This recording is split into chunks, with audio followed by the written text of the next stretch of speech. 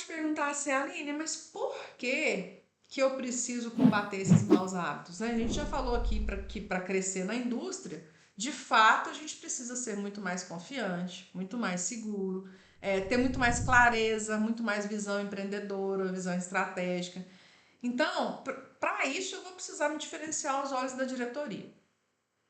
Basicamente, eu vou precisar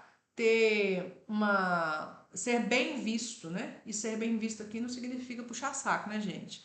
Significa que eu simplesmente vou fazer as minhas entregas, vou combater os maus hábitos da equipe, vou combater as más condutas, né? Quantos relatos eu tenho recebido de problemas de conduta de funcionário e que muitas vezes a empresa está fazendo vista grossa. O gestor está fazendo vista grossa. Aí tem uma série de justificativas. Só que aí a diretoria não vai perceber esse gestor como um gestor de valor. Porque está sendo condescendente com uma série de situações. Está sendo conivente com série de situações. Então, quanto mais eu faço isso, quanto mais eu tenho esses maus hábitos de burlar as regras, de permitir que essas condutas sejam feitas à torta direito. Eu não fico cuidadosamente olhando para as práticas da gestão. Eu vou ser vista como uma gestora não confiável. Como é que um dono de fábrica, um diretor, vai olhar para mim e falar assim: tá bom, eu vou confiar na Aline para ela assumir novas responsabilidades, porque ela cuida das regras, ela cuida das condutas, ela faz o time dela fazer o que tem que ser feito. Eu não vou conseguir espaço para isso. Né? Se eu não estou conseguindo minimamente combater maus hábitos, más condutas na minha equipe agora, como que eu vou pensar em seguir adiante? Então, gente, toda vez que você olha para a sua diretoria e pensa, por que eu não estou sendo promovida? Por que eu não estou chegando a cargos mais estratégicos? Pensa diferente. Por que eu não estou conseguindo ser representante da diretoria? Por que eu não estou conseguindo ser visto como representante da diretoria? Por que eles não confiam em mim? Por que eu não sou envolvida nos projetos estratégicos?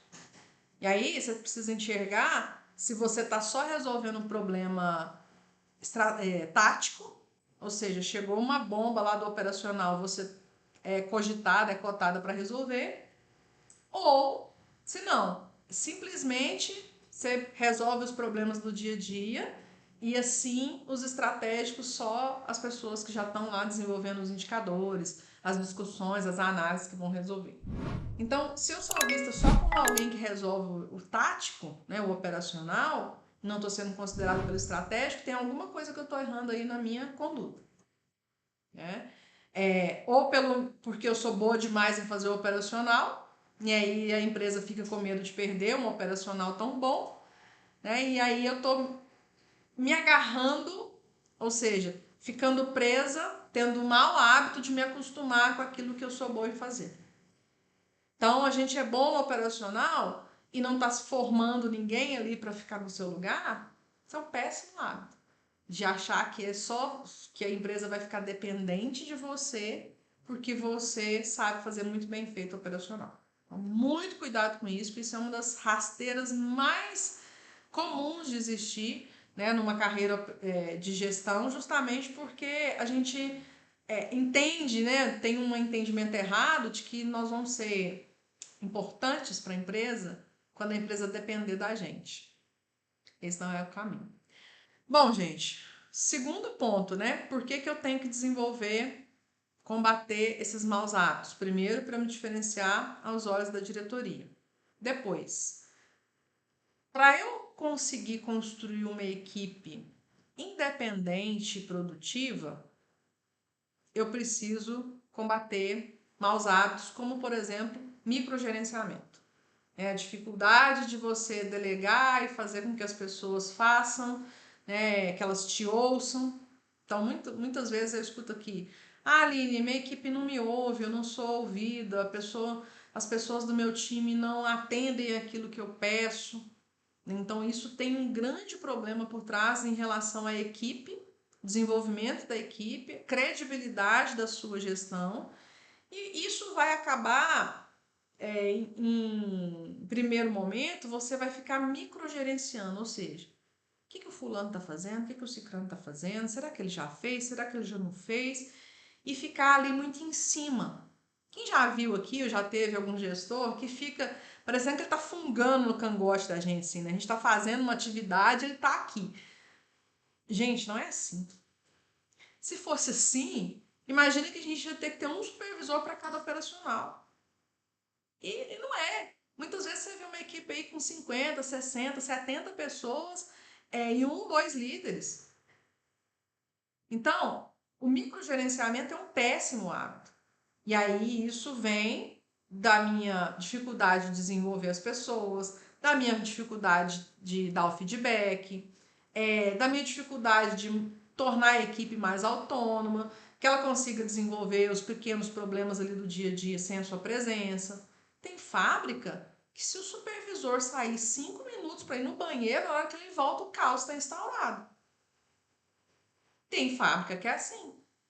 E aí, por quê? A gente tem o péssimo hábito de tornar a equipe dependente da nossa presença.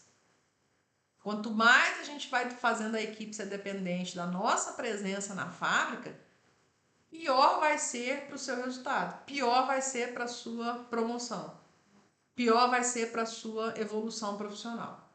Então, olhando para a nossa carreira, esses hábitos, eles estão assim, passando da hora de ser eliminados da sua rotina. Então, simplesmente falar, a partir de manhã não vou mais cometer nenhum deles. Gente, nós estamos falando de hábito. O que acontece com o hábito? A gente faz sem ver. Se a gente faz sem ver, a gente precisa agora olhar com atenção e entender como que a gente vai trabalhar isso no dia a dia. Não é simplesmente a partir de amanhã eu não vou fazer mais. Né? Não é uma chavinha. Quem dera fosse uma chavinha que a gente fosse lá e falasse assim, agora a partir de agora eu não vou fazer isso mais. Não é. A gente precisa realmente ir trabalhando isso no dia a dia, rotineiramente, para isso virar um hábito. Né? Dizem aí que para a gente tornar uma rotina, um hábito, a gente tem que repetir 21 vezes. Então, para cada um desses maus hábitos que a gente vai falar aqui, pensa que você vai escolher para poder trabalhar um deles por 21 dias. Para poder a gente eliminar e mudar essa condição. Um terceiro ponto que é importantíssimo da gente, enquanto gestor, pensar. A gente precisa construir a nossa reputação de ser um líder, um líder firme, eficiente. Por quê? Porque a equipe se espelha na gente. Simplesmente é isso. Se eu chegar atrasado, minha equipe vai chegar atrasada. Se eu chegar com o uniforme todo descomposto, né, todo zoneado, a minha equipe vai achar que aquilo é normal. Eu vou falar aí da indústria de alimentos e fármacos, né? As boas práticas de fabricação. O visual. Eu já peguei supervisor da qualidade na área de alimentos com extensão de cílios. Eu já peguei gerente de operações com barba grande.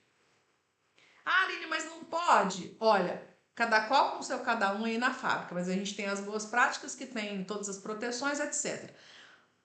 Se eu quero cobrar do meu funcionário, preciso minimamente saber de onde eu estou falando. Vai adiantar eu chegar lá com as unhas pintadas, extensão de cílios, etc., e cobrar da minha equipe que não faça isso? Sendo que todo mundo aqui tem vida pessoal, final de semana quer sair, quer estar bonito. Gente, se eu tenho uma regra, eu preciso minimamente ser exemplo dessas regras. E aí a gente quer cobrar, mas a gente não quer fazer. Aí a gente quer falar que tem que fazer, mas não quer fazer.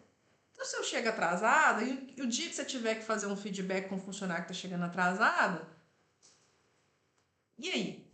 Você não é exemplo. Ah, Aline, mas eu tenho cargo de gestão, meu cargo de gestão eu posso chegar a hora que eu quiser, porque eu vou embora mais tarde e tal.